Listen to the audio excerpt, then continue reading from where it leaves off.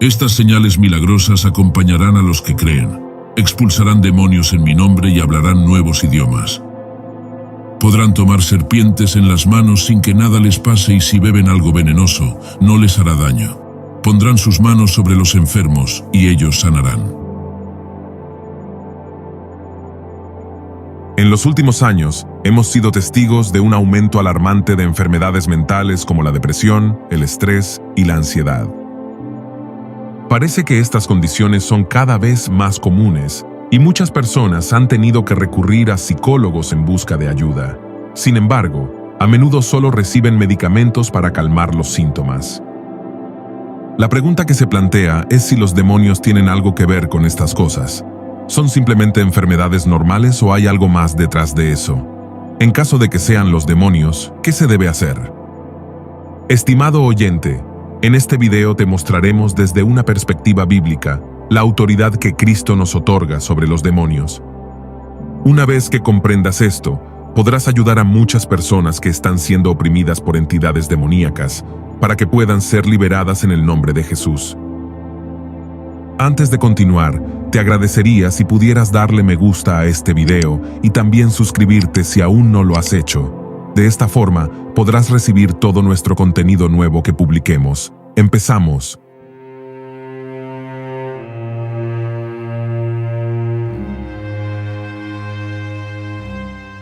Muchos creyentes a menudo pasan por alto el conflicto espiritual que enfrenta todo cristiano, ya sea por falta de conocimiento del ámbito espiritual o porque sus pastores no les enseñan al respecto. Incluso algunos maestros de la Biblia niegan la existencia de tal conflicto. Es crucial, hermanos, que comprendamos la importancia de este tema desde una perspectiva bíblica, ya que vivimos en un mundo necesitado de Dios y oprimido por el diablo. Tú y yo podemos ser grandes instrumentos de Dios para que las personas conozcan a Cristo y vean el poder de Dios. Ahora bien, uno de los énfasis principales del Evangelio de San Marcos es el interés dominante de Jesucristo en derrotar a Satanás y sus poderes demoníacos. Ese poder sobre Satanás es evidente sobre todo en la expulsión de demonios o espíritus inmundos. Leamos el versículo 27 del capítulo 3 del Evangelio de Marcos. Permítanme darles otra ilustración. ¿Quién tiene suficiente poder para entrar en la casa de un hombre fuerte y saquear sus bienes? Solo alguien aún más fuerte, alguien que pudiera atarlo y después saquear su casa. Satanás es el hombre forzudo. La casa es su dominio. Él es el Dios de este siglo. Sus bienes son aquellas personas sobre las que tiene influencia y los ha demonizado. Jesús es aquel que ata a Satanás y saquea su casa. Es por ello que durante su ministerio en sus milagros, Jesús con frecuencia ataca el poder de Satanás y los demonios. Muchos versículos hacen mención que Jesús expulsó demonios de las personas. Leamos uno de ellos. Vayamos al Evangelio de Marcos, capítulo 1, versículo 39. Así que recorrió toda la región de Galilea, predicando en las sinagogas y expulsando demonios.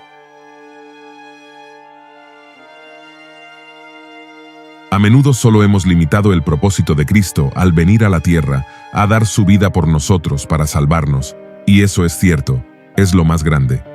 Sin embargo, al venir a la tierra, Cristo también vino a atar a Satanás y liberar a aquellos que Él tiene esclavizados.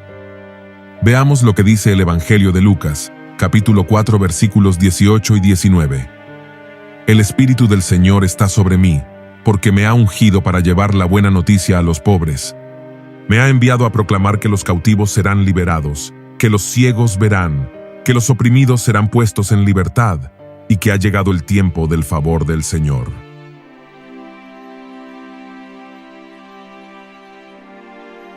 En este pasaje leído del profeta Isaías, Jesús expresa el propósito de su ministerio ungido por el Espíritu. Primero, dar buenas nuevas a los pobres, a los destituidos, a los afligidos, a los humildes, a los oprimidos en espíritu, los quebrantados de corazón. Segundo, sanar a los quebrantados y oprimidos, tanto física como espiritualmente. Tercero, abrir los ojos espirituales de los que están cegados por el mundo y Satanás, a fin de que puedan ver la verdad de las buenas nuevas de Dios. Cuarto, proclamar el tiempo de la verdadera libertad y salvación del dominio de Satanás, del pecado, del temor y de la culpa. Apreciados oyentes, a todos los que están llenos del Espíritu se les llama a compartir el ministerio de Jesucristo de esa manera.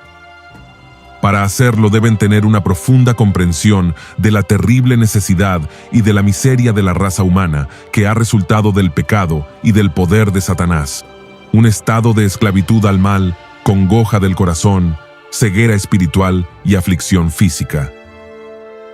Ahora bien, durante su ministerio, Jesús mostró una gran compasión por las personas que tenían necesidades en todas las áreas, ya sea alimenticia, física o espiritual. Leamos el Evangelio de Mateo, el capítulo 9, versículos 35 al 37. Jesús recorrió todas las ciudades y aldeas de esa región, enseñando en las sinagogas y anunciando la buena noticia acerca del reino. Y sanaba toda clase de enfermedades y dolencias. Cuando vio a las multitudes, les tuvo compasión, porque estaban confundidas y desamparadas, como ovejas sin pastor. A sus discípulos les dijo: la cosecha es grande, pero los obreros son pocos.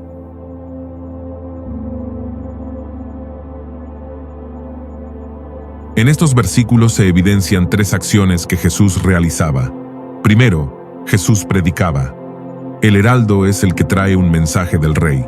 Jesús era el que traía un mensaje de Dios. La función del heraldo es la proclamación del Evangelio. Segundo, Jesús enseñaba. No es suficiente simplemente proclamar las verdades cristianas y dejarlo ahí. También debemos ser capaces de demostrar cómo esas verdades impactan en la vida y en la conducta. El desafío radica en enseñar el Evangelio, no solo con palabras, sino también con acciones. El deber del cristiano no es debatir sobre el cristianismo con los demás, sino mostrarles en qué consiste realmente el cristianismo. Tercero, Jesús sanaba. El Evangelio que trajo Jesús no se quedaba en palabras, se traducía en obras. Conforme vamos leyendo los Evangelios, vemos que Jesús pasó mucho más tiempo sanando a los enfermos y alimentando a los hambrientos y consolando a los afligidos que meramente hablando de Dios. Él traducía las palabras de la verdad cristiana en obras del amor cristiano. No seremos de veras cristianos hasta que nuestra fe cristiana desemboque en acción cristiana. El sacerdote habría dicho que la esencia de la religión es el sacrificio, el escriba, que la ley.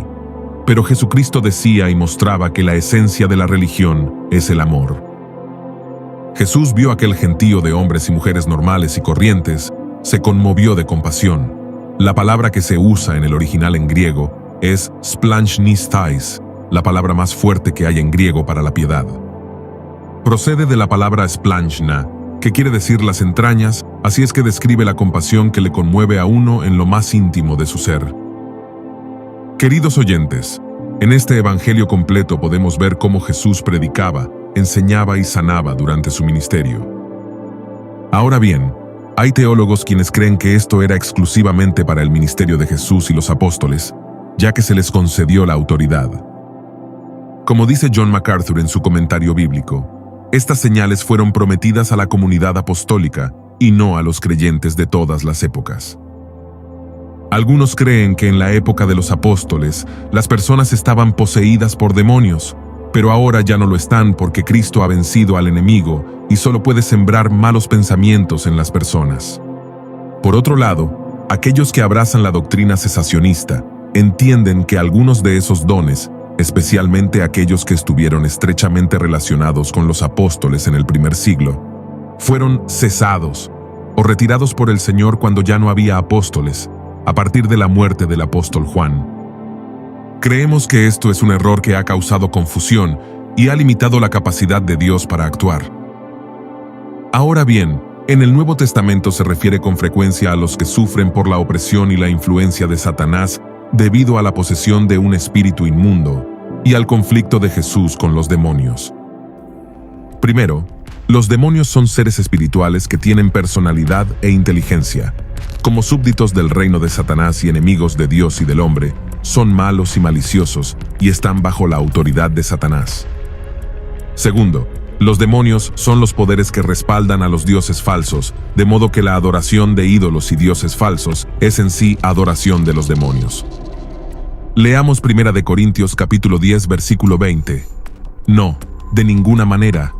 Lo que digo es que esos sacrificios se ofrecen a los demonios, no a Dios, y no quiero que ustedes tengan parte con los demonios. Tercero, el Nuevo Testamento presenta al mundo separado de Dios y tomado por Satanás. Los demonios forman parte de la jerarquía de los gobernadores de las tinieblas de este siglo. Los creyentes deben estar en continua lucha con ellos. Cuarto, los demonios pueden vivir, y con frecuencia viven, en el cuerpo del incrédulo, pueden hablar con la voz de ellos, esclavizan a tales personas y las inclinan al mal, a la inmoralidad y a la destrucción. Leamos el Evangelio de Lucas, capítulo 4, versículo 41. Muchos estaban poseídos por demonios, los cuales salieron a su orden gritando: «¡Eres el Hijo de Dios!». Pero como ellos sabían que él era el Mesías, los reprendió y no los dejó hablar. Quinto, los demonios pueden causar enfermedades físicas en el cuerpo humano, aunque no todas las enfermedades y dolencias son resultado de los espíritus inmundos. Leamos Lucas, capítulo 13, versículo 11. Vio a una mujer que estaba lisiada a causa de un espíritu maligno. Había estado encorvada durante 18 años y no podía ponerse derecha.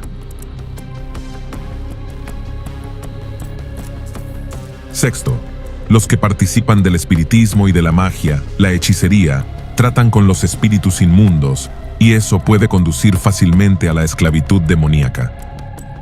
Séptimo, los espíritus malos estarán muy activos en los últimos días de esta época, promoviendo el ocultismo, la inmoralidad, la violencia y la crueldad.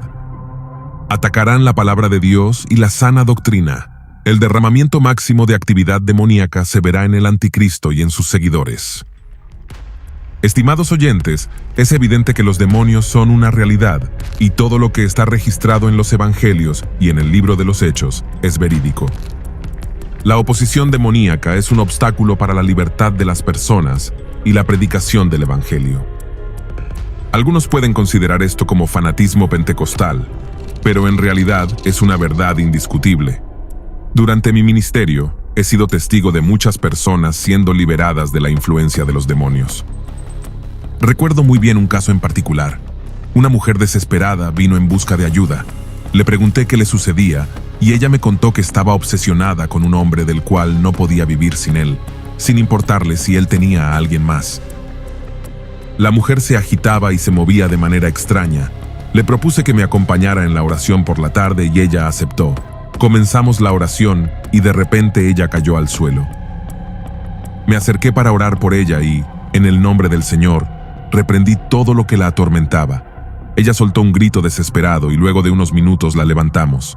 Había sido liberada y a partir de ese momento su vida cambió. Apreciados oyentes, hemos presenciado hombres y mujeres liberados de depresión, ansiedades, odios, etc. Por eso me entristece mucho que muchos pastores nieguen esta verdad y no se den cuenta de que Satanás se beneficia de ello. Ahora bien, Cristo les prometió a los verdaderos creyentes autoridad sobre el poder de Satanás y sus secuaces. Al confrontarlos, se debe quebrantar el poder que quieren ejercer sobre las personas, librando una intensa batalla espiritual mediante el poder del Espíritu Santo. Leamos el libro de los Hechos, el capítulo 1, versículo 8. Pero recibirán poder cuando el Espíritu Santo descienda sobre ustedes. Y serán mis testigos, y le hablarán a la gente acerca de mí en todas partes.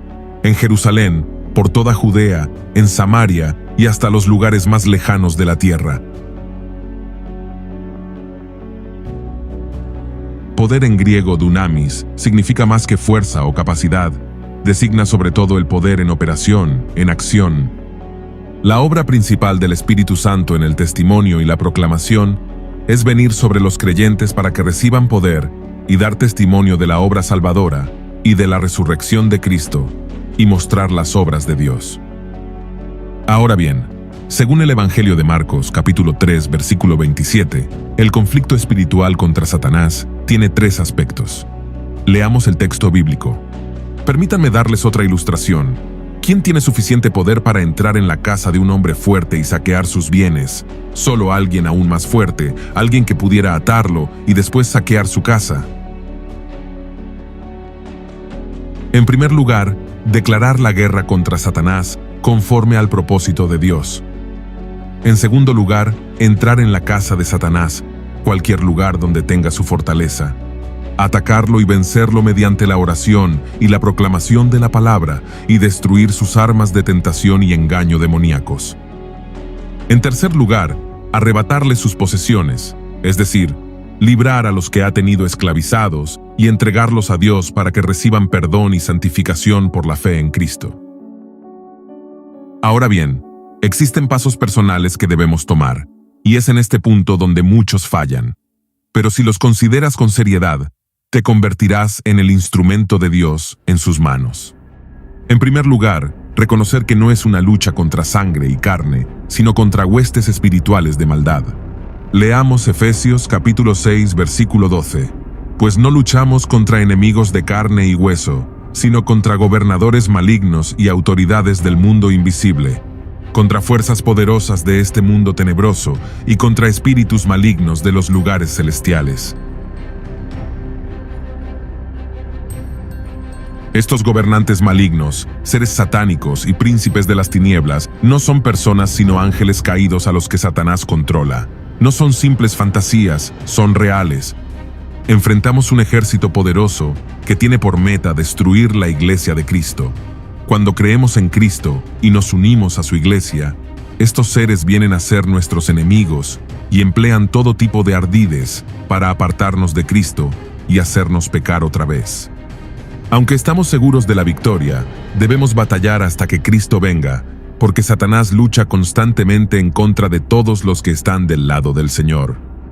Requerimos de poder sobrenatural para vencer a Satanás, y Dios nos lo puede dar a través del Espíritu Santo que está en nosotros y su armadura que nos rodea. Leamos Romanos capítulo 12, versículo 1. Por lo tanto, amados hermanos, les ruego que entreguen su cuerpo a Dios por todo lo que Él ha hecho a favor de ustedes. Que sea un sacrificio vivo y santo, la clase de sacrificio que a Él le agrada.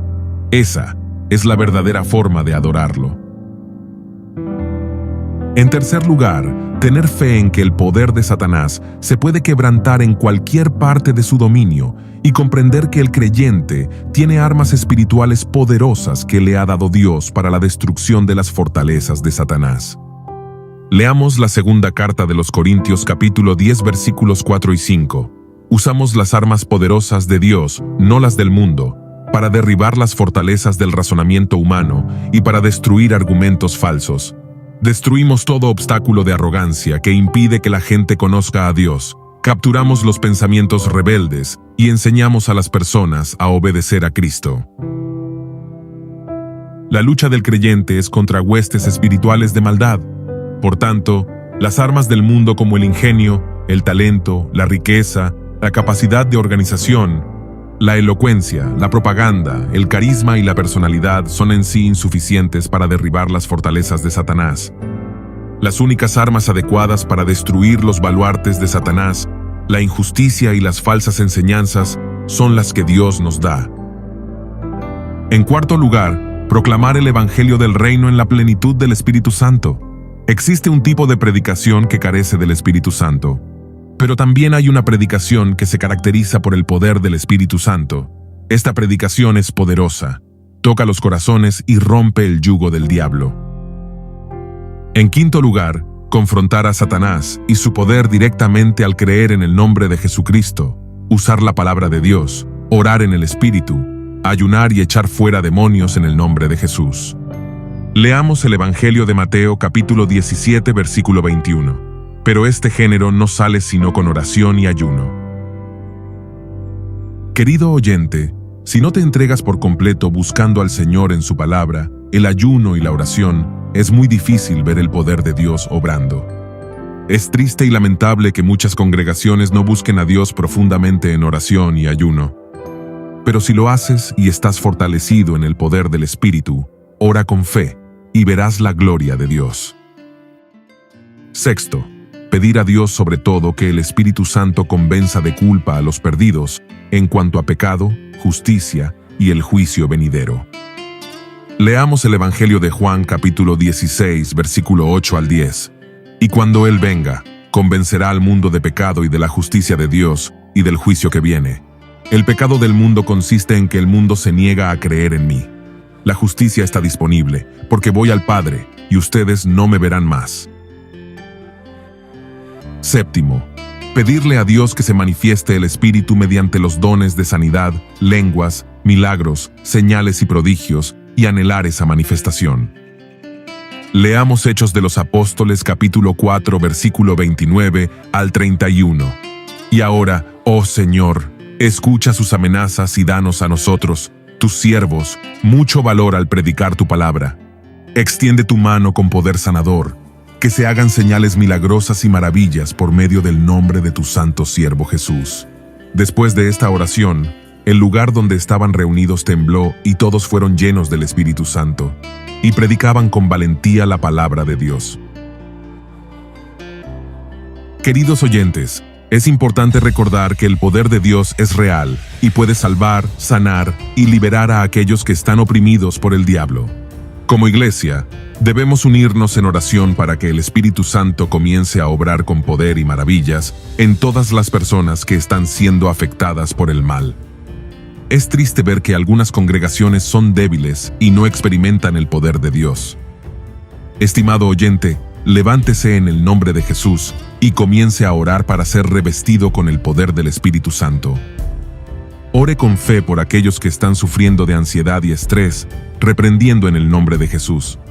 Verá la gloria de Dios manifestarse en sus vidas. Recuerde que las Escrituras enseñan con claridad que Cristo quiere que sus seguidores hagan señales milagrosas mientras anuncian el Evangelio del reino de Dios.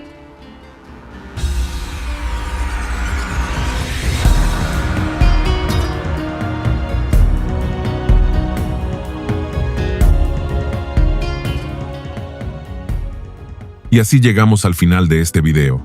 Gracias por ser parte de nuestro canal. Dios te bendiga grandemente. Nos vemos en un próximo video.